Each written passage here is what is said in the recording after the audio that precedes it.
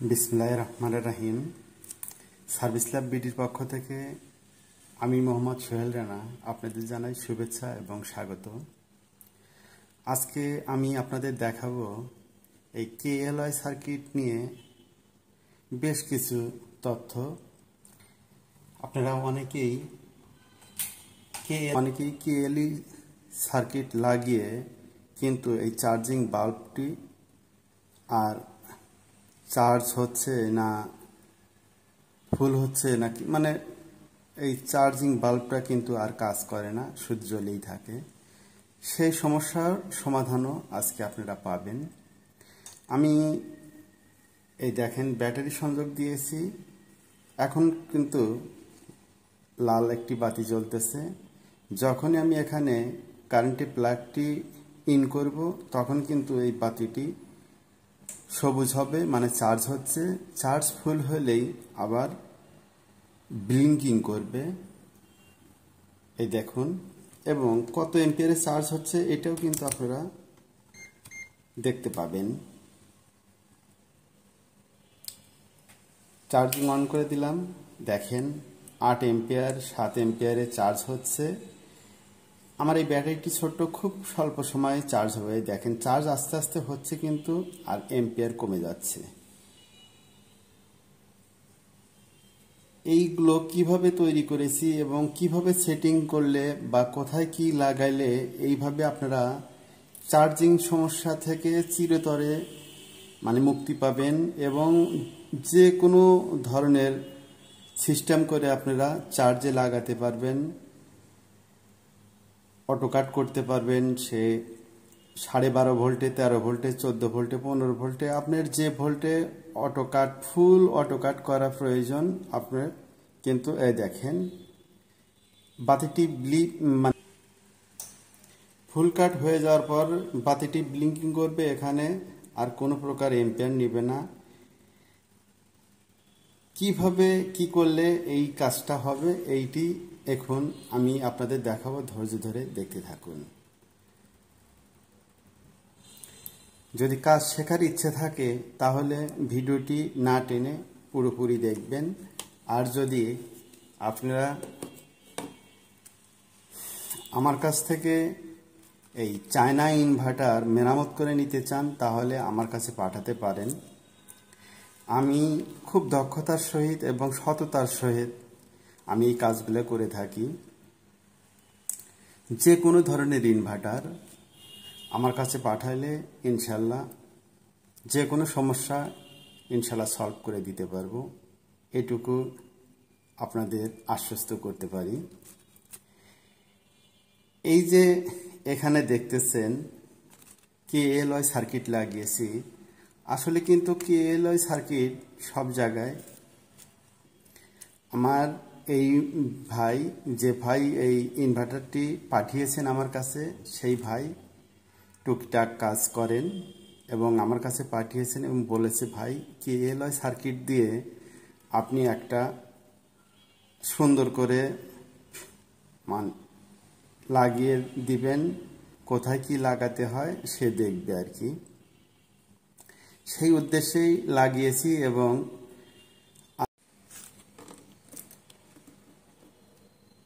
এই যে এখানে যে আমি লাগিয়েছি আপনারা দেখতে পাচ্ছেন কিনা, এই যে আইসি থেকে আইসির 7 নম্বর পিন থেকে ওয়ানকে একটা রেজিস্টার দিয়ে বাল্বের এক প্রান্তে লাগিয়েছি, যেটি লাল জ্বলবে। আর মাইনাস থেকে একটি 10 ohmsের রেজিস্টার নিয়ে আর একটা পিনে লাগিয়েছি। আর পজিটিভটে তো আগে যেভাবে লাগানো থাকে ঠিক সেভাবেই রয়েছে। আর এই আইসি কিন্তু কোনো কাজ করতেছে না, এই আইসিটি নষ্ট। এই যে রেগুলেটর ট্রানজিস্টর 7805 এটিও কিন্তু নষ্ট হয়ে গিয়েছে। এটি আমি আর কোনো কিছু করিনি, কোনো পরিবর্তন করিনি। এইভাবেই আপনারা লাগালে ইনশাল্লাহ কাজ হবে। আর এই চার্জিং ফুল অটো কাট বা বাতি সিগন্যাল পরিবর্তন হয় কিভাবে, এই বিষয়ে আপনারা চাইলে আমি একটা ভিডিও তৈরি করে ডায়াগ্রাম সহ আমার চ্যানেলে দিব। যদি আপনাদের চাহিদা থাকে বা প্রয়োজন বোধ হয় তাহলে অবশ্যই কমেন্ট বক্সে কমেন্ট করতে ভুলবেন না। এই ইনভার্টারটি যে ভাই আমার কাছে পাঠিয়েছেন ওই ভাই হালকা পাতলা কাজ করেন, ছাত্র মানুষ। তা আমাকে বলেছেন যে ভাই কেএলওয়াই সার্কিট লাগিয়ে ফুল অটো কাট করে আমাকে দিবেন, আমি ওইটা দেখে আরও কাজ করতে চাই। সেই জন্যে আমি কেএলওয়াই সার্কিট লাগিয়েছি। আর এই কেএলওয়াই সার্কিট লাগিয়ে ফুল অটো কাট সিস্টেম আপনারা তো দেখতে পাচ্ছেন করে দিয়েছি। কেএলওয়াই সার্কিট লাগানোর পরে কিন্তু এই বাতিটি আর কাজ করে না। সেই ক্ষেত্রে আপনারা একটা কাজ করবেন, আমি ব্যাটারি ভোল্টেজটা খুলে দিই।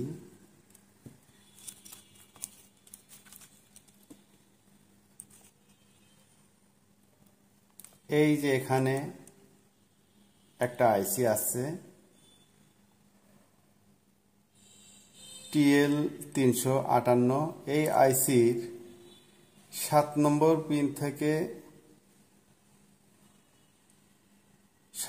পিন থেকে একটি রেজিস্টার লাগিয়ে কিন্তু আমি এখানে বাল্বের কালেকশন করেছি। আর এইটা কিন্তু আমি অটো কাট করেছি সেই ভাইয়ের অনুরোধে। ফিক্সড 13 ভোল্টে এটি অটো কাট হবে। ওই ভাইয়ের ব্যাটারিটি 12 ভোল্টের ব্যাটারি, নতুন ব্যাটারি। সে বলেছে ভাই 12 ভোল্টে যেন অটো কাট হয়।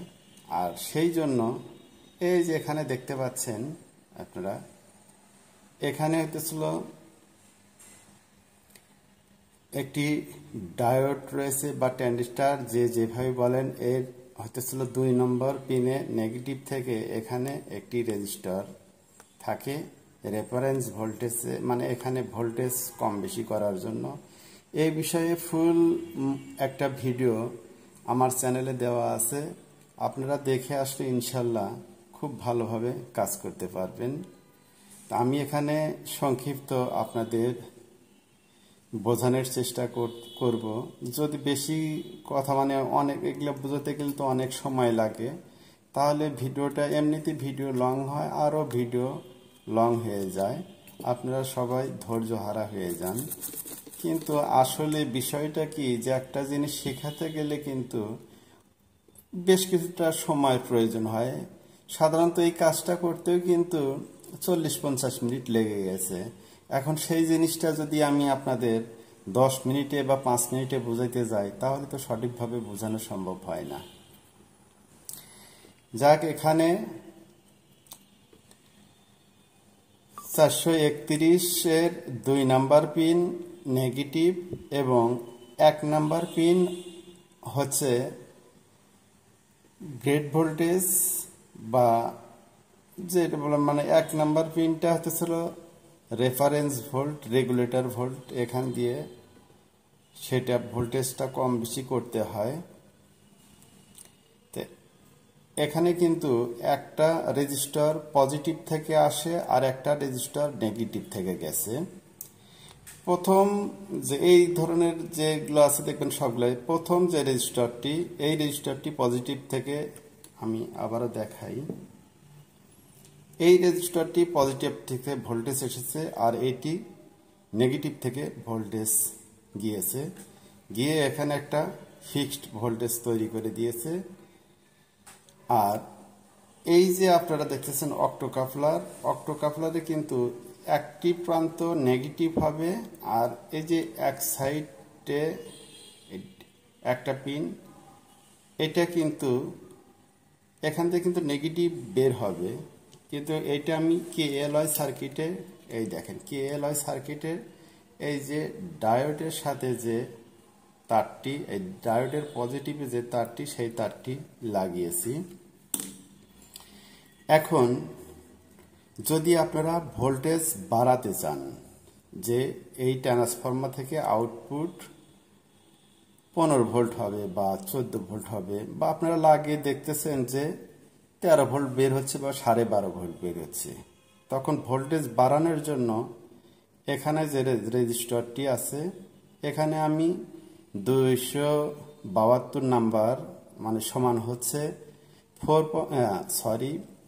2.7 কিলো ওহমসের একটা রেজিস্টর লাগিয়েছি। যদি আপনারা এখানে ভোল্টেজ আউটপুট ভোল্টেজটা বেশি নিতে চান, তাহলে এই রেজিস্টরের মানটি কমিয়ে দিবেন, বেশি কমাবেন না। কিন্তু এখানে 2 কিলোর নিচে লাগাবেন না। 2 কিলোর নিচে লাগাইলে কিন্তু এখান থেকে 25-30 ভোল্ট বের হবে। 2 কিলো থেকে 3 কিলোর মধ্যেই আপনারা এইটি সীমাবদ্ধ রাখবেন, রেখে লাগাইলে পারে এখান থেকে ভোল্টেজ বিভিন্ন রকম ভোল্টেজ পাবেন। এই হচ্ছে এই ভিডিওটির মূল বিষয়। এখান থেকে যে ভোল্টেজটা ফিক্সড করে দেবেন, যেমন আমি এই সার্কিটটা আবার আপনাদের মাপ দিয়ে দেখাবো। এই সার্কিটে কিন্তু আমি 14 ভোল্টের একটু কম ভোল্ট নিয়েছি এবং 13 ভোল্টে কাট করে দিয়েছি। অক্টোকাপলার এবং অক্টোকাপলার কিভাবে কাজ করে, কিভাবে লাগাতে হয়, এই বিষয়ে কিন্তু আমার চ্যানেলে ইতিমধ্যে ভিডিও আপলোড করা আছে। আপনারা সময় করে দেখে আসবেন, ইনশাল্লাহ সময় নষ্ট হবে না। এই সময়টি আপনারা অন্য কাজে লাগাতে পারবেন, বিভিন্নভাবে আপনারা আশা করি উপকৃত হবেন। আর এখানে যে একটি ফিউজ ছিল, ফিউজের পরিবর্তে আমি একটি এনটিসি লাগিয়েছি স্মুথলি সফট স্টার্টের জন্য।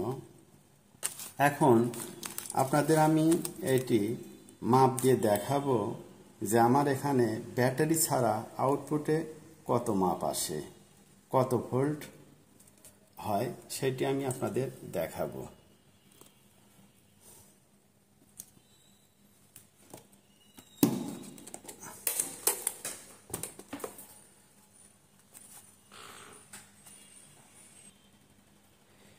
দেখেন, আমি কিন্তু এইটি যে বিপ দিচ্ছে মনে করতেছে যে ব্যাটারি নাই। এখানে দেখেন 13 ভোল্ট, 14 ভোল্টের একটু কম রেখেছি 13 ভোল্টে কাট হওয়ার জন্য। আমি যখনই ব্যাটারি লাগাবো, লাগানোর সঙ্গে সঙ্গে কিন্তু এখানে বাতিটি সবুজ হবে, চার্জ নিবে। এই দেখেন সবুজ হচ্ছে, চার্জ নিচ্ছে।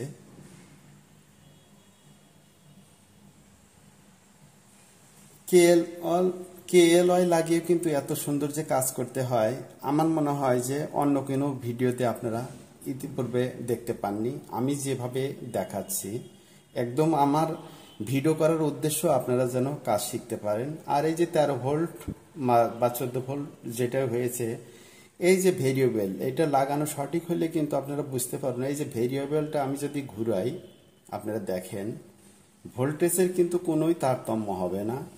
আপনি যে পাশেই রাখেন ভোল্টেজ কিন্তু এটাই ফিক্সড থাকবে। এই কেএলওয়াই লাগানোর বিষয়ে কিন্তু আমার চ্যানেলে আরও ভিডিও রয়েছে। অক্টোকাপলার কিভাবে কাজ করে এই বিষয়ে ভিডিও রয়েছে। আশা করি আপনারা সময় করে ভিডিওগুলো দেখে আসবেন এবং আমার চ্যানেলের সঙ্গেই থাকবেন।